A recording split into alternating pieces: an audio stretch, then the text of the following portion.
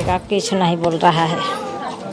बच्चा लोग के हम लेके अपन हम रो रहे हैं, रो के अपन थोड़ा देखा आदमी लोग के तो हम थोड़ा खड़ा है।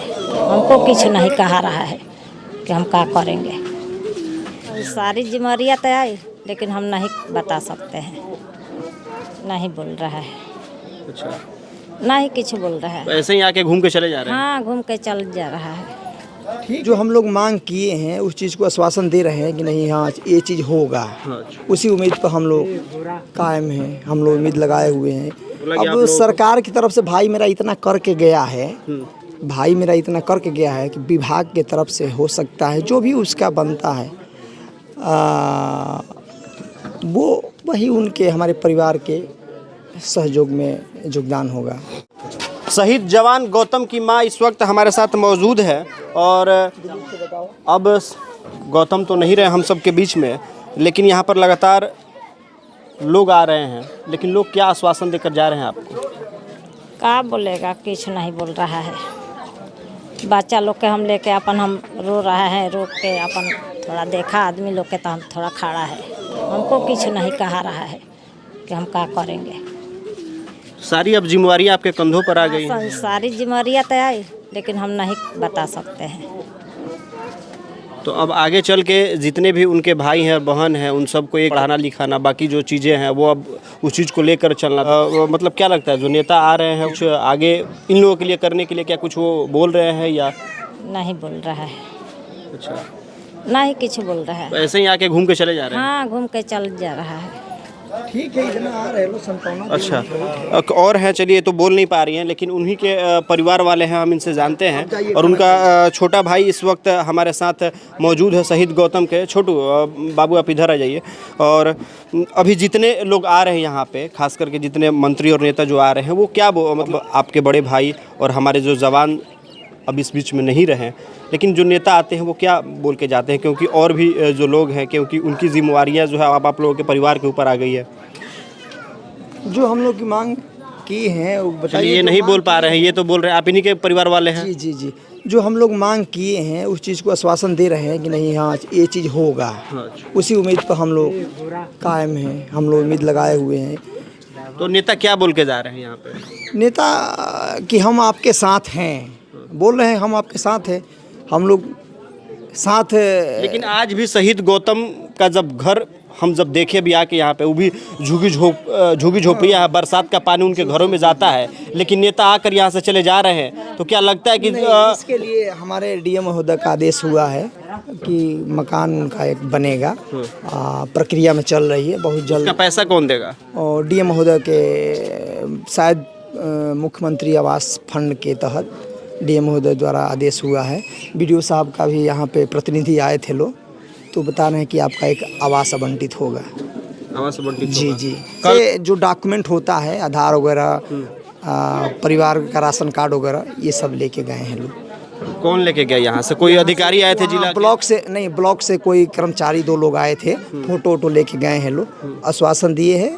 अब बीडीओ साहब से भी हमारी बात हुई थी, तो बोले कि नहीं, आपका भाई के परिवार में एक ठे पक्का मकान बनेगा बहुत जल्द बनने जी के जी लिए। जी। लेकिन अब चलिए तो मकान की बात है, लेकिन अब आगे चल के 2 छोटे छोटे भाई है, एक बहन है, उनकी भी पढ़ाई अब होनी है। अब आगे चल के और भी कुछ सरकार की तरफ से बोला गया? अब सरकार की तरफ से भाई मेरा इतना करके गया है, भाई मेरा इतना करके गया है कि विभाग की तरफ से हो सकता है जो भी उसका बनता है वो वही उनके हमारे परिवार के सहयोग में योगदान होगा।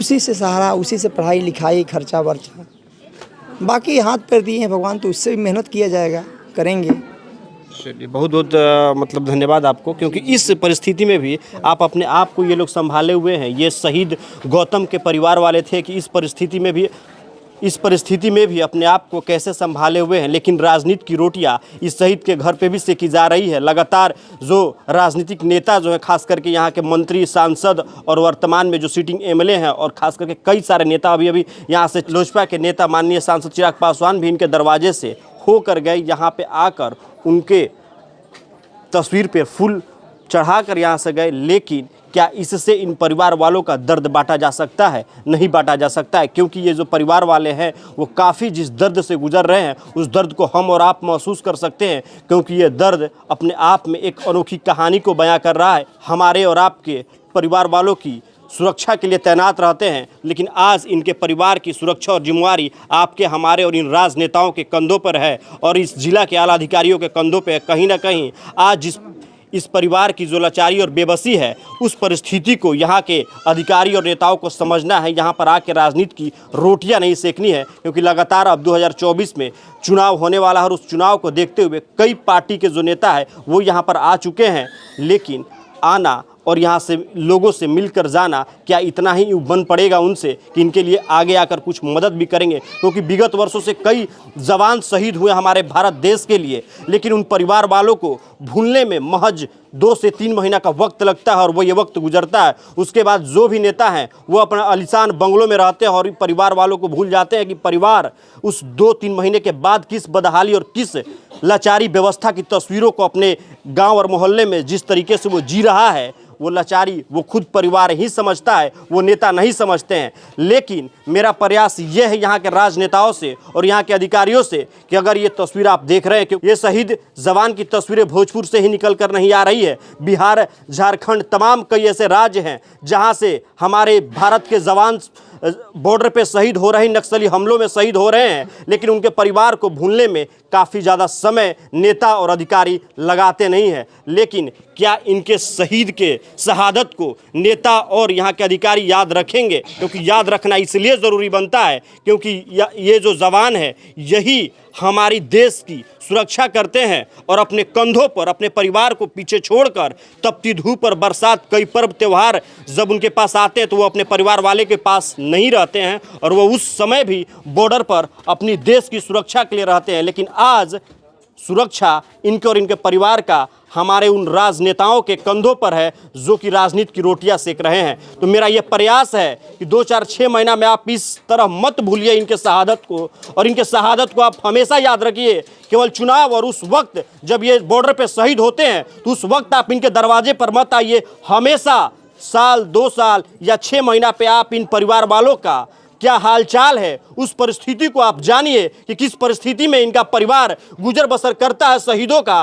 क्योंकि मेरी आंखें नम हो जाती है जब परिवार के कोई जवान शहीद होता है बॉर्डर पे, और जब मैं उसके घर जाता हूं और उनकी हालातों को देखता हूं तो पता चलता है कि कई नेता आए और वादे पे वादे करके चले गए और उन वादों के शहीद परिवार के उस कदमों तक नहीं ला पाए जिस कदमों में आकर उन्होंने उस वादा किया था और वादा को पूरा करने की कसमें खाई थी उनकी तस्वीर के सामने। लेकिन वो वादा वो नेता और वो अधिकारी पूरा नहीं कर पाते हैं। लेकिन क्या इसी तरीके से भारत के इस देश में जवानों के परिवारों के साथ होता रहेगा? नहीं होना चाहिए। मेरा ये प्रयास है कि आने वाले वक्त में अगर नेता इस वीडियो को देख रहे हैं तो आप मत भूलिए और राजनीति की रोटियां मत सेकिए। मेरा ये प्रयास कैसा लगा आप कमेंट बॉक्स में कमेंट करके ज़रूर बताएं और इस वीडियो को ज़्यादा से ज़्यादा शेयर करें ताकि उन नेताओं तक जरूर पहुंचे जो नेता यहां से जाने के बाद इस जवान के शहादत को भूल जाते हैं और अपने फिर उस राजनीति की रोटियां सेकने में लग जाते हैं। जय हिंद।